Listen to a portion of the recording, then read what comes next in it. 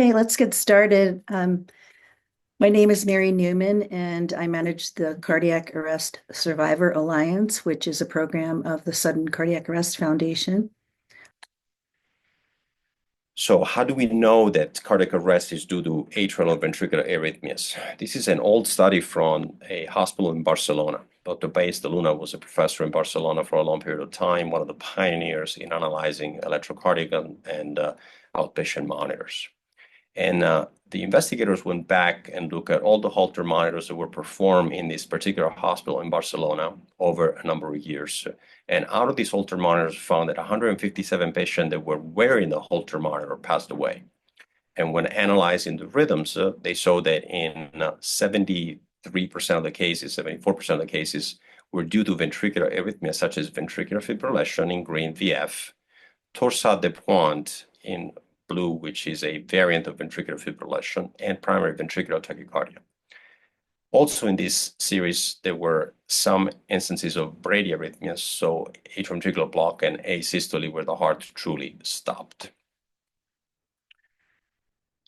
The field of recognition of cardiac arrest and early resuscitation started in the 70s and 80s.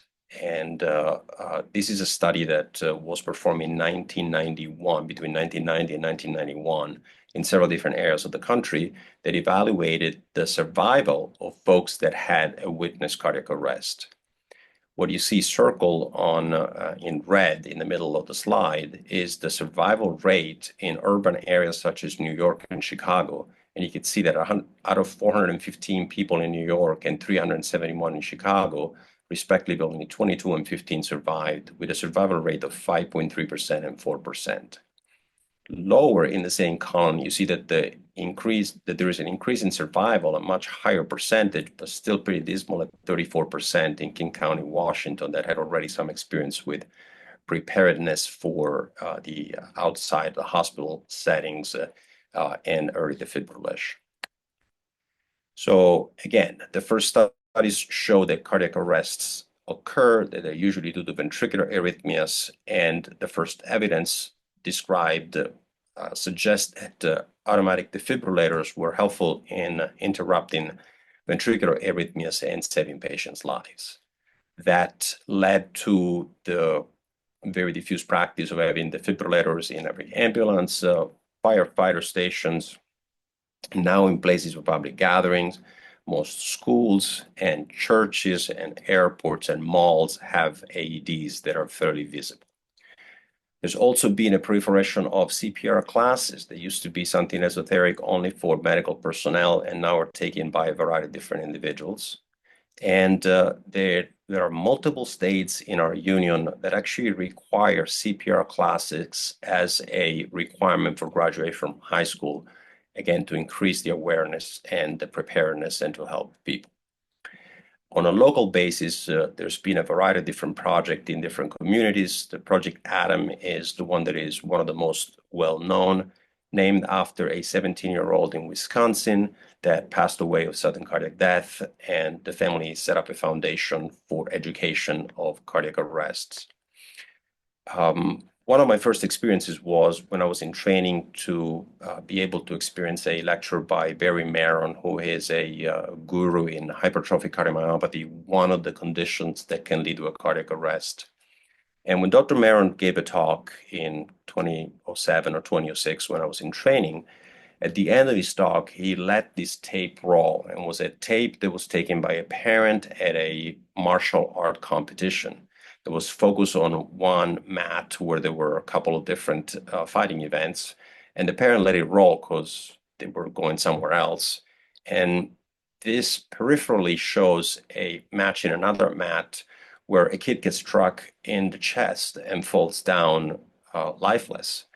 And it was early in the 80s, and the tape lasts approximately 10 or 15 minutes where people try to shake the kid.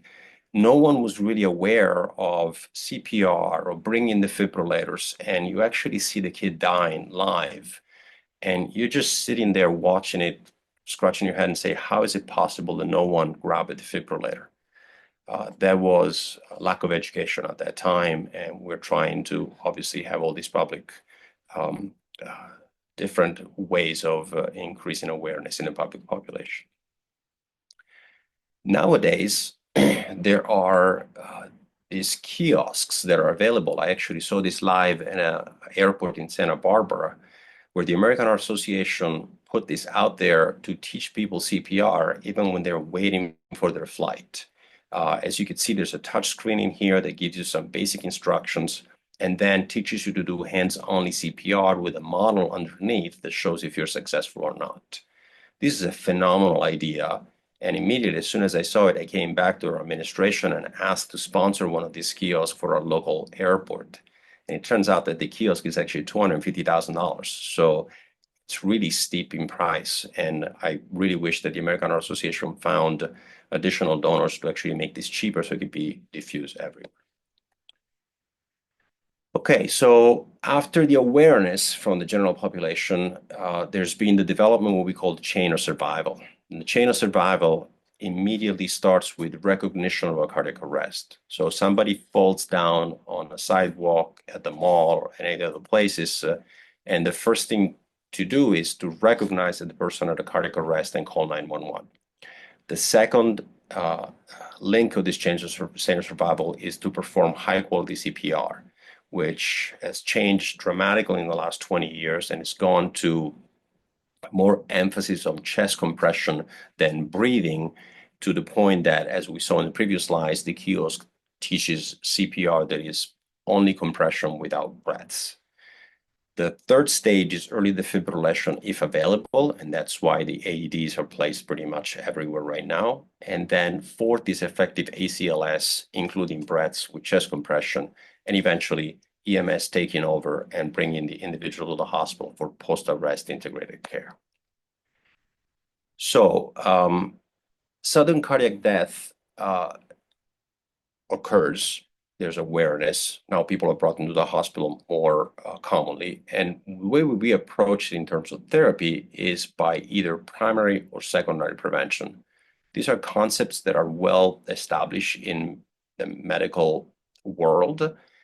Primary prevention is preventing an event that hasn't happened yet. So identifying who's at risk for that event and then taking the appropriate steps of therapy to avoid that event from happening. Where secondary prevention is preventing the second occurrence of an event that has already occurred. This is a very busy slide, but has a lot of concepts that are very important. On the right side, the graph shows the total events of sudden cardiac arrest or sudden cardiac death in the United States of America. And on the left side, you see the incidence percentage-wise in special populations. So on the first line, you see the overall incidence. We know it's 300,000+ per year and occurs in approximately 1% of the population. So a large number in a very small fraction of the population.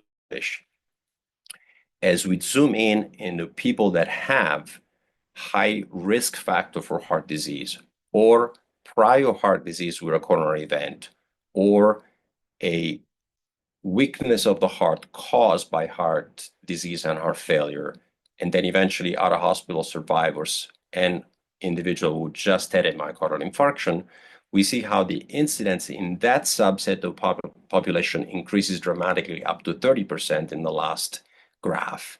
But when you look at it on the right side in the general population, the people that are highest risk, the last two bars, only include less than 50,000 of the cases out of 330,000 cases.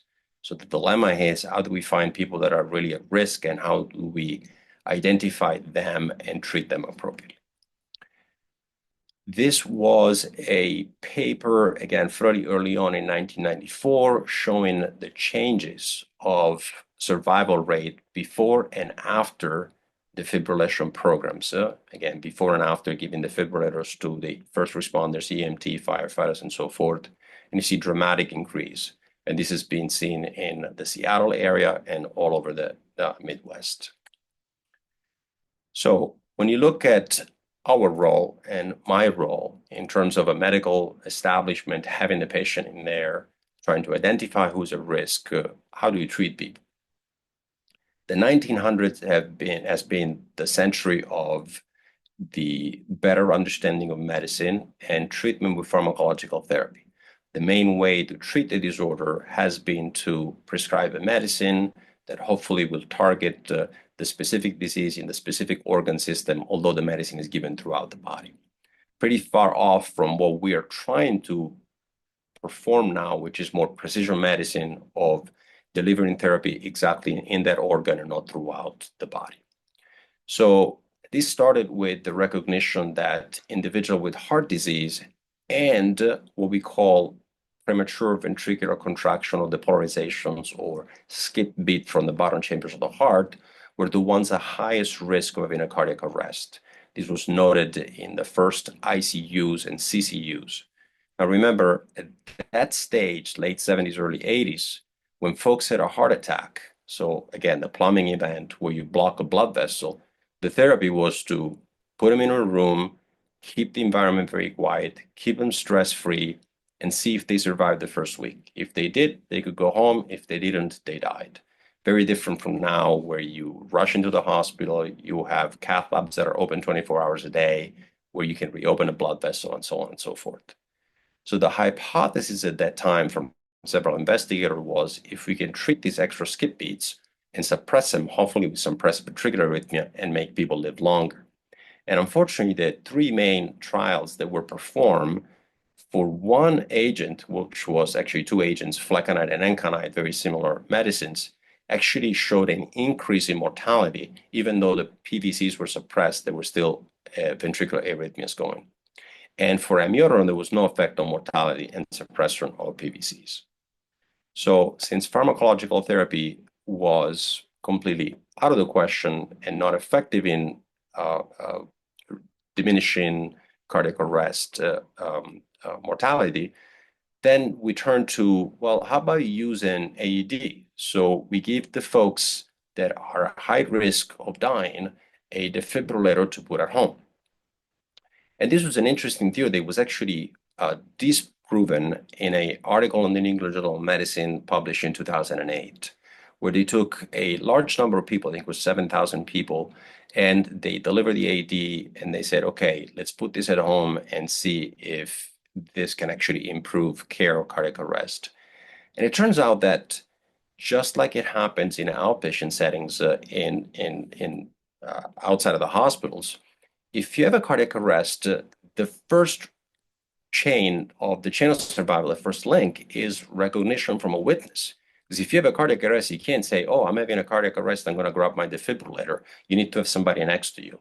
And so since cardiac arrest can happen at all time of day, and we're not with somebody that is awake next to us 24 hours a day, unfortunately, some of the event happened in the middle of the night where the AED was there and the other individual in the house could not reach it.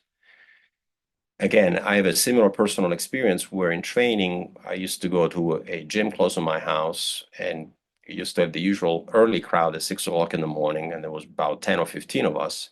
And one gentleman was similar in age to me and looked very fit, went to the gym on a Sunday morning, and then laid down in the stretching area, proceeded to pass out and die. And it wasn't until 2 hours later that another member of the gym went up to him and said, are you okay? And he was already cold. And the defibrillator, ironically, was literally 3.5 feet from this gentleman, from the stretching area to the wall. And it's the early recognition that would have saved his life, but unfortunately was unable to do so. So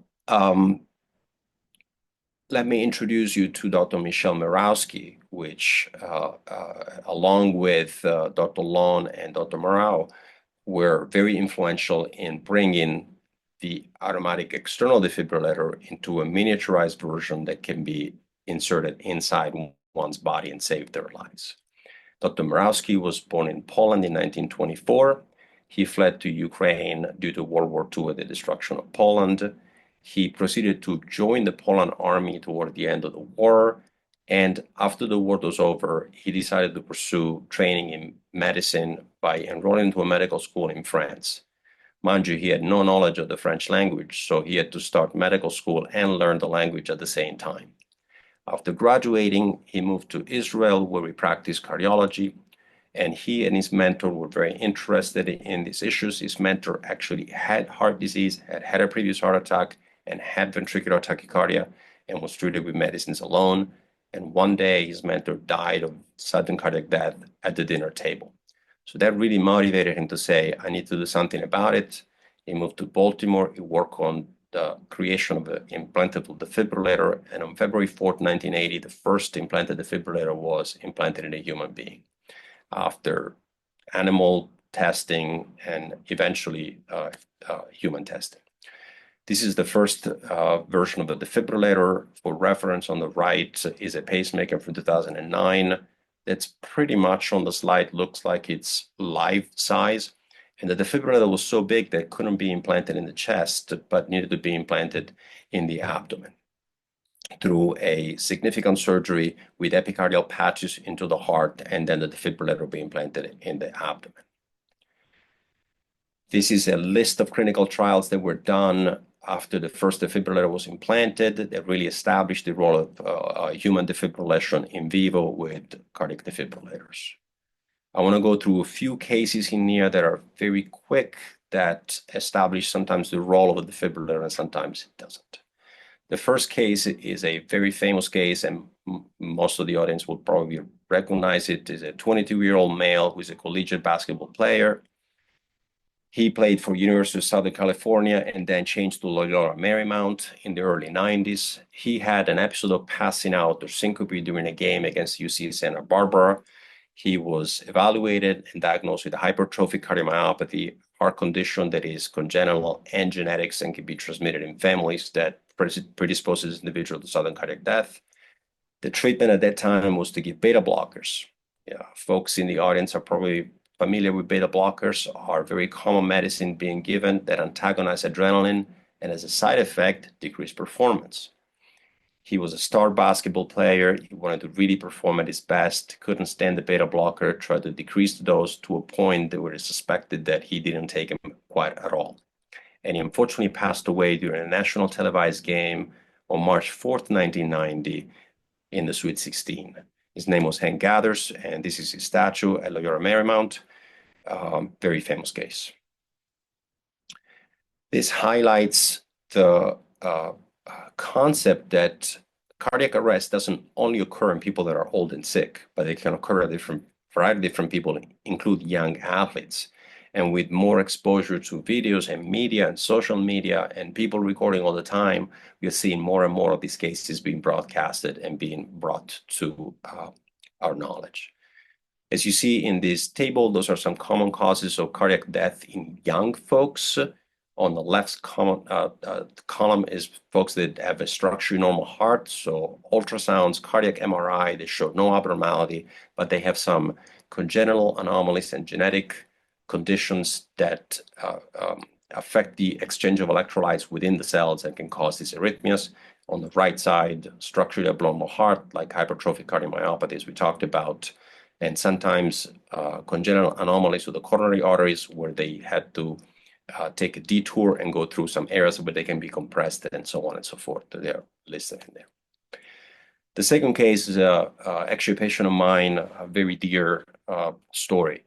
And unfortunate, as you will learn. She, at the time, was 30, and she went on a mountain biking trip in Utah with her at-time boyfriend.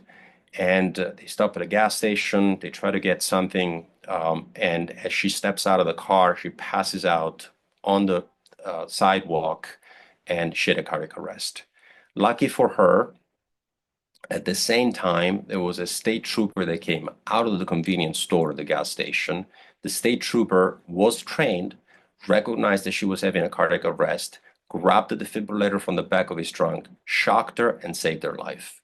She was then sent to the University of Utah. She had a variety of different tests, coronary angiography, cardiac MRI, ultrasounds. No abnormalities were found. They went further and performed genetic testing and implanted an ICD. She had not had an event at that time. Unfortunately, 9 years later, her sister died suddenly at her parents' home. And an autopsy was done, and sample of cardiac tissue were sent for analysis. And she was discovered to have a rare genetic disorder called long QT syndrome, and a specific kind of it that was very unknown at the time, which was not detected until the year before her sister passed away. So even though we did all the testing that was possible, unfortunately, sister still died. The genetic testing was now positive. Her family was screened. Her dad and a third sister both turned positive and both received an ICD. The third case is a more common case that we see in the hospital, a middle-aged individual who had an ischemic cardiomyopathy, meaning that he had previous heart attacks that caused damage to the heart. His ejection fraction, which is a measure that we use of the strength of the pumping function of the heart, normally being between 55 and 65%, was decreased at 38%. He had a angiogram with a stent to one of the arteries of the heart 4 months prior. Suddenly has an episode of passing out at home. Lucky for him, he wakes up. Testing is done. There's some abnormality seen on an outpatient monitor. He's referred for an additional test called an EP study that shows that his inducible ventricular tachycardia received an ICD. I don't want to spend too much time on this, but going left to right on the column, you see that this is the development of ischemic cardiomyopathy. You start with having some plaque in the arteries. And this plaque, we know from autoptic studies done from kids that came back from both the Korean War and the Vietnam War, you can develop lipid streaks and some of the accumulation of cholesterol and lipids inside the blood vessels of the heart at an early age. Eventually, the plaque grows, breaks in the endothelial surface, becomes unstable, in which you have exposed some of the inside content of the blood vessel. The body tries to repair it by bringing platelets and clotting it. You have an acute occlusion in panel B that causes a heart attack.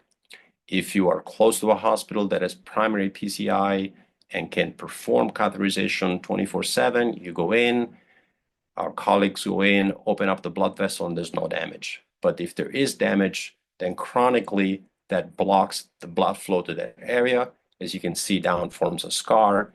And over a number of years, that scar remodels and increases the size of the heart and causes a dilated heart that has a variety of areas of scar in there. That's how an ischemic cardiomyopathy is formed. Next case, case number 4, shows a 59-year-old male, again, very classic story, who has sudden onset of chest discomfort. He's pale, he's sweaty, he's suffering. The wife calls 911. The ambulance comes in. They diagnose him with a heart attack. They load him up into the ambulance to bring to the hospital. He has a cardiac arrest in the ambulance. He's successfully resuscitated with an AED. And when he goes to the hospital, there's an angiogram. A vessel is completely occluded. They are able to reopen the vessel. In this case, the cardiac arrest was caused indeed by the heart attack that he had. So there's no indication for an ICD. But that's one of the success stories of early recognition of cardiac arrest. These next 3 slides, I'm going to go very quickly, so we're closing to the 45-minute mark. Those are our society indications by guidelines for ICD therapy. We usually divide it in a class 1, which is agreed upon by everyone on the basis of clinical studies that are fairly large and randomized. You can see here survival of cardiac arrest, people that have ischemic or non-ischemic cardiomyopathy, that had sustained ventricular tachycardia, they had syncope with inducible ventricular tachycardia, ADP study, and so forth.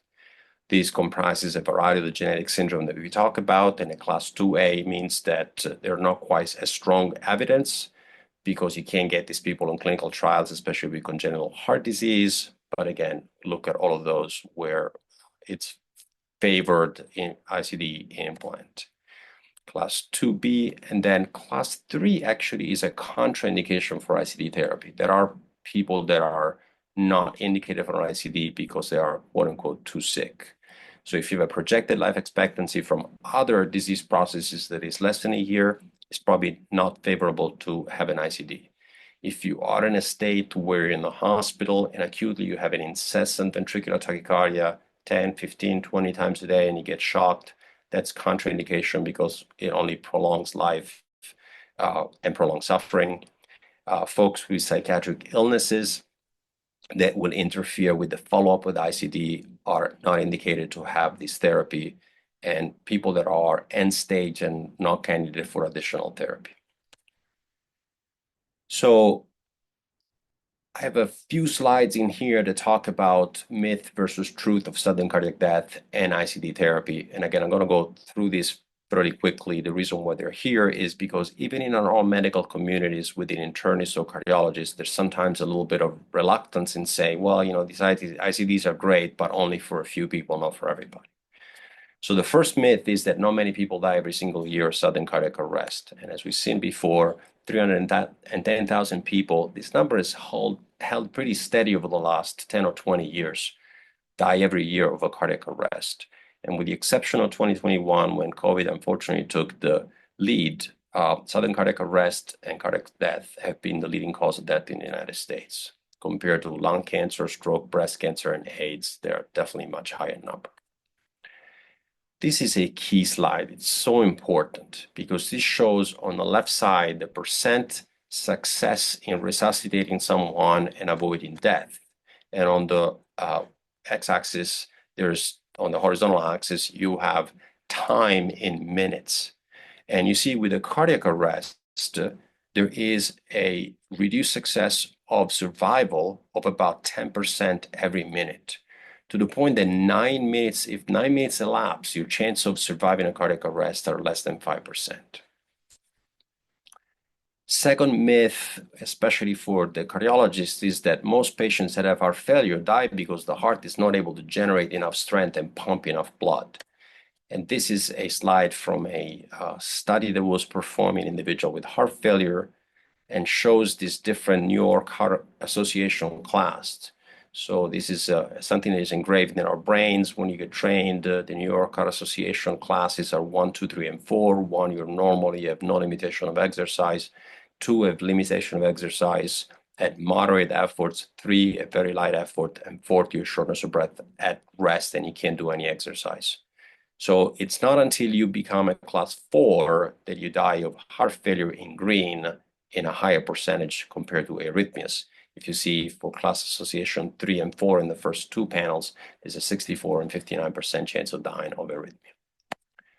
The next myth is that you could take medicines that are effective in reducing cardiac arrest. And we looked at it before. The antiarrhythmic medicine given, even when trialed against the defibrillator, were not as good as the defibrillator. The next myth is too many people get ICD implants. This data is a little older, but we have a variety of different registry that are collecting data from Medicare population and other population and private insurers. And when you go down to the number of people that have been diagnosed with conditions for which an ICD is indicated and see how many people get an ICD, this is data from 2007, showed that only 35% of all patients received an ICD. And surprise, surprise, Black women, white women were severely underrepresented, only getting 28 and 29%. Number 5 myth is the ICDs are too expensive to use. And generally speaking, especially in the 90s, was true that the ICDs were very expensive. The cost of manufacturing has decreased. The cost of implanting has decreased. And again, this slide from the early 2000s, when you compare the cost of ICD in billions on a yearly basis, are very much less than coronary intervention, bypass surgery, or cholesterol drugs. It's another way of looking at it, and I'm not going to dwell on this too much. And this is a key concept that we usually learn in medical literature, which is the number needed to treat. So how many patients do you need to treat to save one life? And in large randomized trials of ICDs, we went as low as 9 patients implanted with a defibrillator to have 1 patient save in a year. Okay, now I have a number of slides in here for the next 7 minutes that talk about living with your ICD.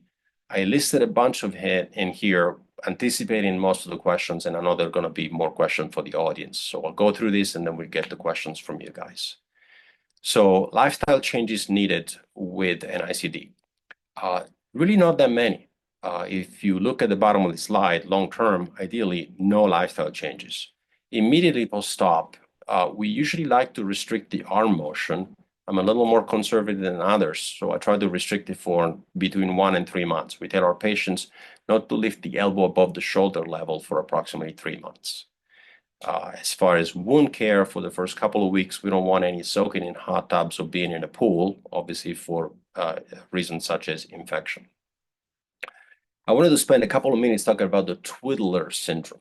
This was an article published in New England Journal of Medicine in the early 2000s, where they showed that some individuals having the defibrillator in the chest kept going to the defibrillator and moving it and flipping it and so on and so forth, which is multifactorial. Has to do with the fact that maybe the pocket was slightly too large for the size of the defibrillator, so the defibrillator kind of moved inside the pocket. Sometimes physicians did not anchor the defibrillator correctly to the muscle underneath. And even if you did anchor it, sometimes the suture can come off, and so the device can move a little bit. And so there is a tendency for some individuals to go in and touch that area, and sometimes you can move the device. And what was described at that point is by moving the device, you actually pull the lead out of the heart. And there's been a few people where all the lead was basically wrapped up inside the pocket and away from the heart. So it turns out that the more you dig into it, the less blame you can give to the patients, because it turns out there are 3 different mechanisms of pulling this lead away, and they all have to do with the suture of the lead onto the muscle being loose. So if you use appropriate technique, granted that the suture doesn't break, your lead should stay where it is. We have seen actually cases of people that move the device quite a bit and then coiled the top portion of the lead in the pocket, but the rest of the lead was well secured, so stayed in the heart. So Twiddler syndrome is something that we kind of went away from, and we try not to blame patients for it because sometimes it's a result of bad surgical technique. So in the midterm, between 1 and 3 months, I tell my patient to avoid sports where you have a sudden, abrupt movement of the left shoulder. Typically, the device is implanted on the left side, that's why, or the right shoulder if it's implanted on the right side. So avoid golf, baseball, tennis, especially for people that are left-handed. And as I said before, long-term, ideally, we'd like to have no lifestyle changes. Additional lifestyle changes that can happen. So starting from the left column, competitive sports. Again, this is another moving target. The dogma had been up until a few years ago, if you get an ICD, we don't want you to participate in competitive sports, but we do want you to continue to do aerobic activities and regular cardiovascular exercise, low impact. The competitive sports is particularly difficult to enforce in young individuals. And there's been a body of literature that is growing where if you implant an ICD, you can actually go on and compete in competitive sports without significant risks. A classic questions that we get nowadays is it safe to go close to a microwave oven? Yes, it is, because of changes in technology of the ovens themselves that are better shielded and have less electrical noise, and better technology of the ICDs and pacemakers that have sensing electrodes inside the heart and not between the pocket and the lead. Airport security is a classic thing that we warn patients about. When you go through it, you don't want to go through the metal detector and stay there for a long period of time, because the metal detector sends a signal that could be interfering with the function of the defibrillator, causing either inhibition of pacing or a shock that could be inappropriate. Welding in my state of Montana is apparently a big pastime, and usually we try to tell people not to weld whatsoever. We have cases of people actually created a vest of metal that they put on to shield themselves from the electrical noise, and they've been able to do it successfully. But the party line is still that no welding is allowed. The next on the right column is magnetic induction ovens. There are new technology on the market in terms of kitchenware. They have these plate or full cooktops with magnetic induction. They are much quicker. They're safer because they don't usually use heat, but just the change of magnets within specific alloys such as stainless steel. There's not been, to the best of my knowledge, any report of any adverse event, but we kind of worry about being too close to the plane. Sexual activity. Again, we want people to live a normal life and go back to normal. There was a centerpiece of the New York Times Magazine in the early 90s when the defibrillator started to be implanted that showed some cases of PTSD of partners of individuals with ICDs that had a shock during sexual intercourse that was very traumatic. There's been a lot of changes with the devices, with the way we set devices. We try to avoid inappropriate shocks. We'll talk about it here in a minute, but shouldn't be a problem. Cellular phones and electronic devices, there is a theoretical concern that could be some interference, but truly there's not been any. And during surgery or radiation therapies, usually we want to deactivate the device, especially depending on the surgery. You'll get a lot of different medical personnel involved. Very quickly, this is Devin Hamlin, is a safety for the Buffalo Bills. If you remember last year on national television, he had a cardiac arrest. He was hospitalized and treated by the best doctors. Tons of testing were done. They determined that there was nothing wrong with his heart, but he received a blow to the chest at a specific time that caused a condition called commotio cordis and induced an arrhythmia. He was cleared to play and played last season. This is Christian Eriksen. He's a Danish player of soccer that during the European Championship of 2021 on the opening game collapsed on the ground and had CPR in literally millions of people watching on TV. He survived. He was actually playing in an Italian team, Inter Milan. And in Italy, you're disqualified if you have an ICD. He received an ICD, and so he couldn't play in Italy, but proceeded to play in England, played for Manchester United, and he still plays. Next, number 2, do you have any driving restrictions? There usually no restriction for personal driving licenses, with the exception of 1 to 2 or 6 weeks after implantation of the device. We shouldn't have patients drive for 6 months after an ICD shock, or if we have made some changes that can avoid the shock. Unfortunately, commercial driving license is disqualified after you receive an ICD. Very quickly here, insurance with the Affordable Care Act of a few years ago that waived pre-existing condition. Having an ICD doesn't preclude you from having health insurance. And this is my opinion. I haven't looked at this. I think it's almost impossible to obtain life insurance because it's a privately owned company, and usually having an ICD, they won't cover you. This is a big topic, MRIs. Can I have an MRI with my ICD? The answer is, from a cardiac electrophysiology standpoint, yes. There's unfortunately a war that is going on between different specialties in medicine, the radiology and radiology technicians that are very worried about potential side effects and wiping off the memory of the ICD or creating malfunction. There have been a variety of studies that have shown that modern devices are very safe and they can go through a scanner without any troubles. Usually we have a representative or some medical personnel that will look at your device before and after the study. Most devices since 2014 have been actually FDA approved to go through an MRI, but unfortunately I see patients still struggling quite a bit. Anytime they have an MRI, the first answer is no, and they need to be very persistent in asking. Next, and I think it may be one of the last, ICD shocks usually are appropriate if you have ventricular arrhythmia that caused the ICD to fire. And what we do at that time, we either talk about medication or ablation procedure to avoid additional shocks.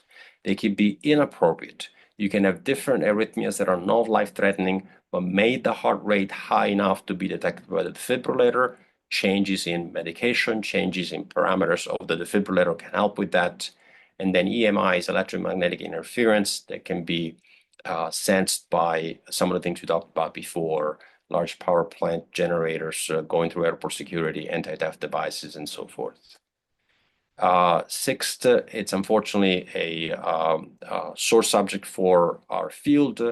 These are engineered devices. Our engineers are phenomenal, but we're still human, and there can be some manufacturing defects that have been manufacturing recalled for all major manufacturing in the United States, Medtronic, St. Jude, and Boston Scientific, and involve battery, capacitor, leads, and all different components of the defibrillators. And they're less and less common, but we still face them. I want to leave you with these last 2 slides. Say defibrillators save lives, and there are still people that are skeptical at this point of my talk. And if there are, I want to show you this. This is a bullet that was taken by the defibrillator. This was in urban Philadelphia. Not my case, but a friend of mine sent me this picture. It's a little bit humorous at the end of the talk. It is 2:49. I exceeded my time by 4 minutes. I apologize, and I'll take any questions that you guys may have right now.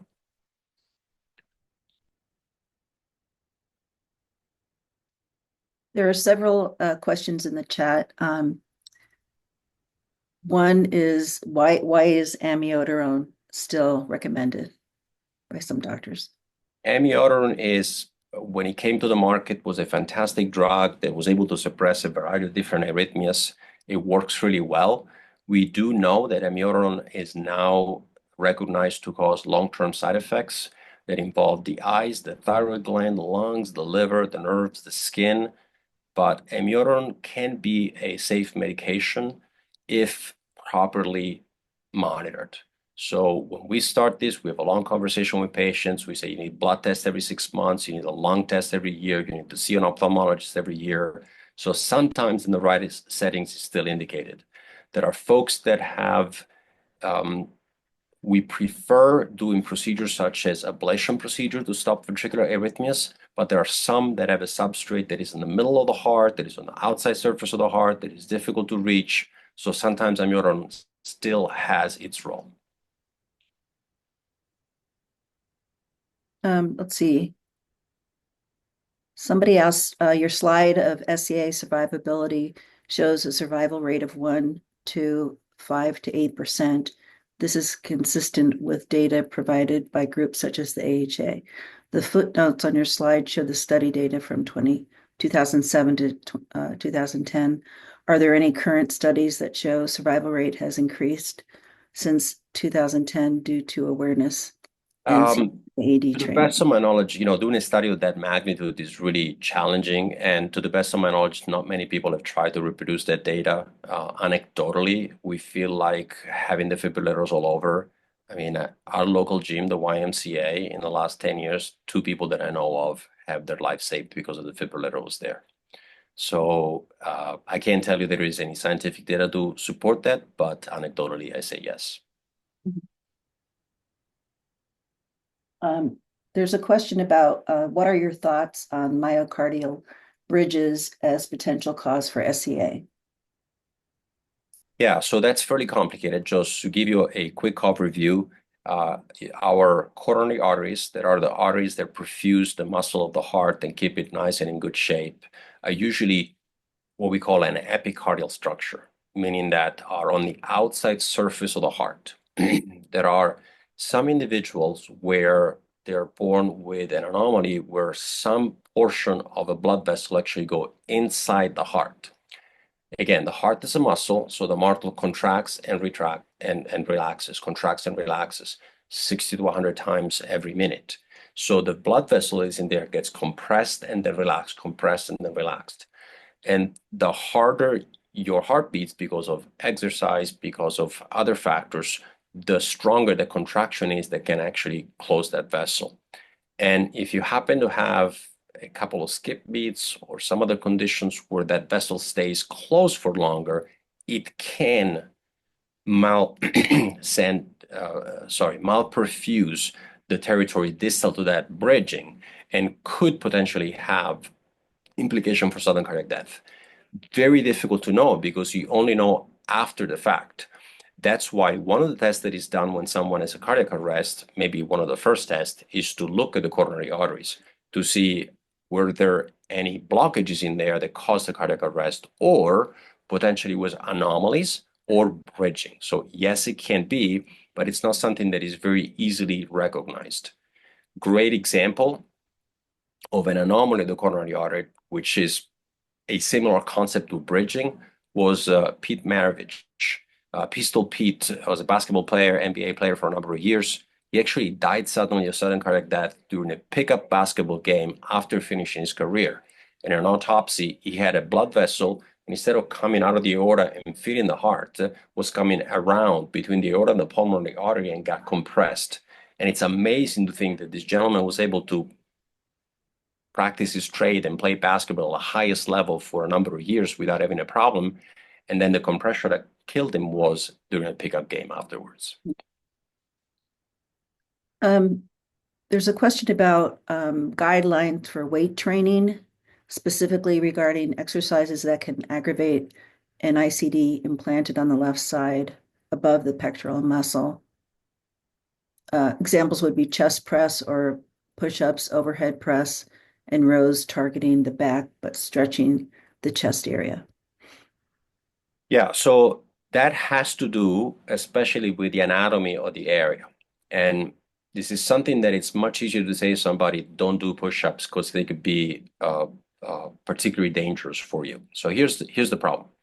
When we implant an ICD, and I'll try to use right here, my area, we try to go between the collarbone and the shoulder. So we make a small pocket right in here, and we cannulate the vein that runs under the collarbone, right under the collarbone, right here, right under the clavicle. When you look inside in here, behind the clavicle, there's a first rib. And sometimes if the lead gets a little too close to the first rib and the clavicle keep rubbing on each other with every motion, and especially with push-up going back and forth this way. And what that can do is take the outer insulation of the lead. So in the construction of the lead, you have a filament of metal that goes from the tip all the way back to the can of the device. And that's usually wrapped around insulation made of polyurethane or silicone at times, or a mixture of both of those. And the constant rubbing of bone on bone can actually take a little bit of that plastic of that insulating layer out until it actually scrapes onto the filament of metal itself. And when it does, that filament is going to record noise that mimics ventricular fibrillation. So those are cases where you wear the lead in such a way that you expose the conductor, and the defibrillator keeps thinking every motion of the arm that you have in a ventricular fibrillation event, and you can get a variety of inappropriate shocks. So that's the reason why we discourage bench pressing, we discourage a high number of push-ups. That doesn't mean that you don't need to do them at all, but especially for folks that enjoy weight training, a reduction of those specific exercises will be beneficial. Okay. Someone asked to provide some clarity on the information on airport security. Every device company states their devices are safe in all security environments. They do recommend walking through metal detectors at a normal pace without stopping under or touching the archway. Due to device design changes in the early 2010s, all companies now recommend walking through metal detectors is safe and do not need to be avoided. Would you comment on that? Yeah, so I agree with that. And I think that the technology that changed has been made mainly through TSA and through airport security rather than the device companies.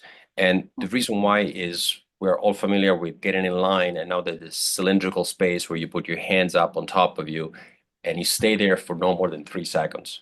So it's a very quick pulse that spins, gives low level of electromagnetic interference, and the chances of that being caught by the device are minimal. And even if you stand there and you have it done 2 or 3 times, it's enough of a pause that the device doesn't count that as a single event. I still think that if individuals have a defibrillator, even a pacemaker, it's best for them to go through and show them the card because they get flagged. Because immediately, if you go to the metal detector, then the metal detector senses that there's something on the chest, and then they get taken off the line and then checking manually. So to avoid all of that, it's much easier to just go around and say, I have a device, show them the card, and they can check you with a wand. Okay. How do you select the manufacturer of an ICD? Are certain brands better for certain issues? The brands of ICDs that are commonly used in the United States, there are 5 of them. There's Medtronic, Boston Scientific, Abbott, formerly known as St. Jude. Then we have Biotronic is a German brand, and ELA is a small brand that is use only in certain markets. All of them have had extraordinary engineering expertise. Most of them have had engineer crossing going from one company to the other. So in this day and age, their technologies are all very similar. I select my ICDs on the basis of the support that I have in here and the familiarity of our nursing staff with what we have. We typically here use Medtronic, Boston Scientific, and Abbott. There's not much presence of Biotronic or ELA to have a representative here inside. I am confident that all three of the major manufacturers that have 95% of the business in the US have the exact same characteristics. There are some minute differences that in our field, I could get another electrophysiologist in here and we can bicker back and forth between some of the algorithm of one company versus the other. But for 99.9% of the patients, usually all three of them are pretty much the same. I can only think of about one or two instances where I selected specifically one manufacturer because of one specific detail. Okay. Is a fall impact a danger? For example, a fall when skiing? As you can see from the image that is still on the screen, those devices are pretty well constructed. I mean, it's able to stop a bullet, so usually it's not a significant issue. It may be a little more significant in the first few months after implant.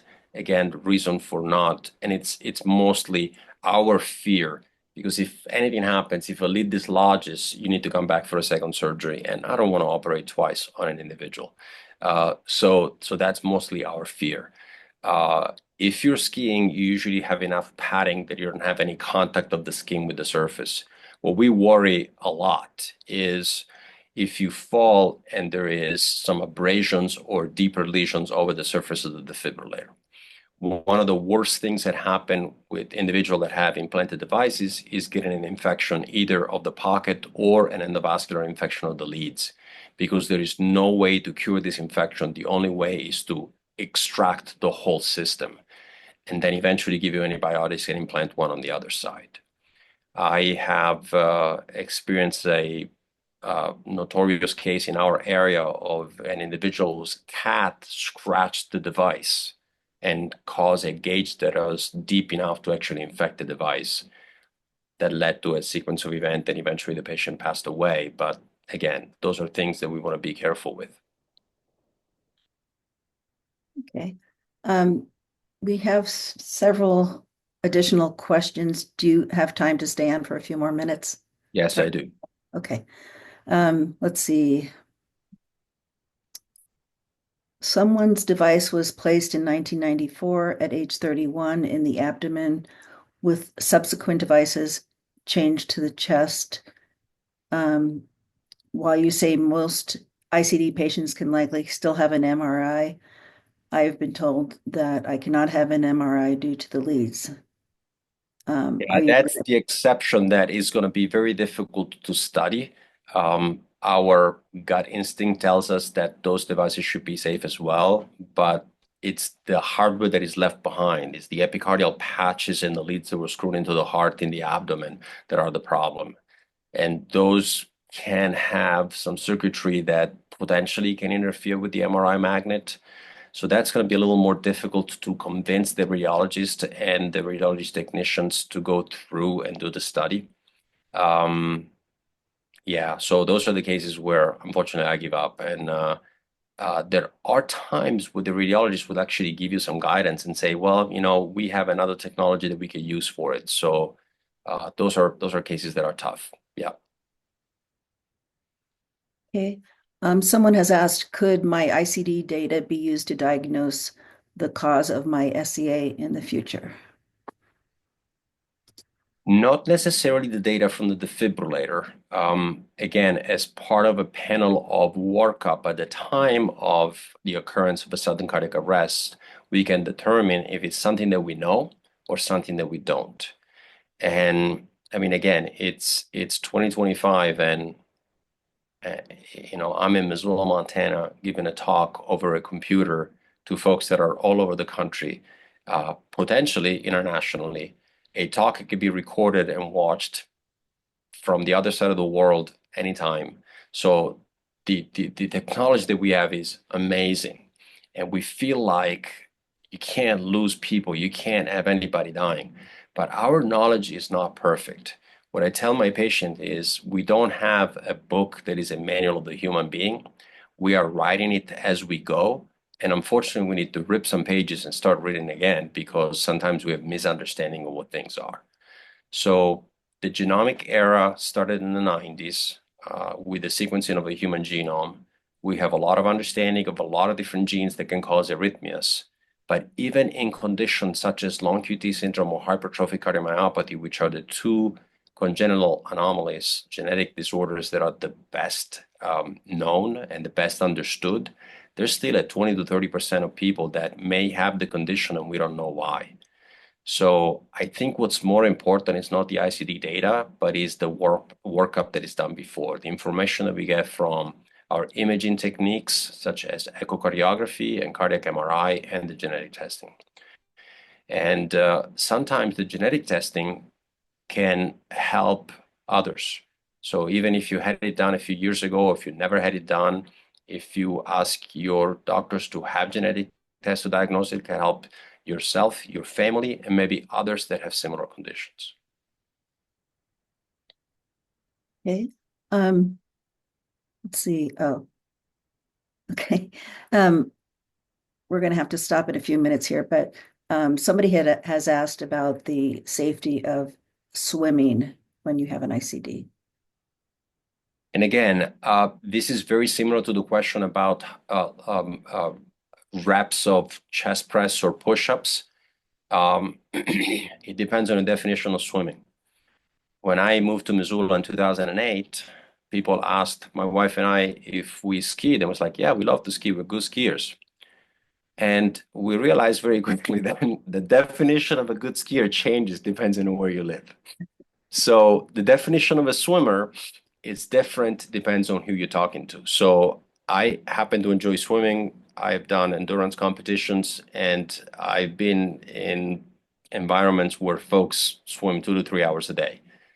And again, that rotational movement of the shoulder causes the change between the clavicle and the first rib and can potentially go in and rub onto the lead and cause wear and tear of the lead. So that's the worry. If you're a recreational swimmer that swims 750 yards 2 times a week, I'm not too concerned about that. If the majority of your swimming is done with breaststroke, I'm not too concerned about it. But if you are a long distance swimmer that puts in 5 or 6K every single day, I would have some concern and I will probably try to slow down that activity. Okay. I think we're going to have to wrap it up here. Thank you all very much for participating. We really appreciate your talk, Dr. Musco. It's fantastic. Good information. We will be posting this webinar on our YouTube channel. We'll let you know when it's available.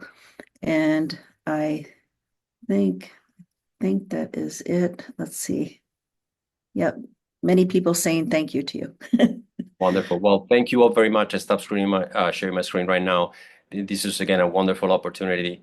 Thank you. And hopefully, even the folks that are seeing this as a webinar are enjoying it. And again, any questions, feel free to reach out. As Mary knows, some days are better with email than others, but eventually I'll respond. Okay. Thank you Thank so you. much. Thank you, everyone. Take care. Bye-bye.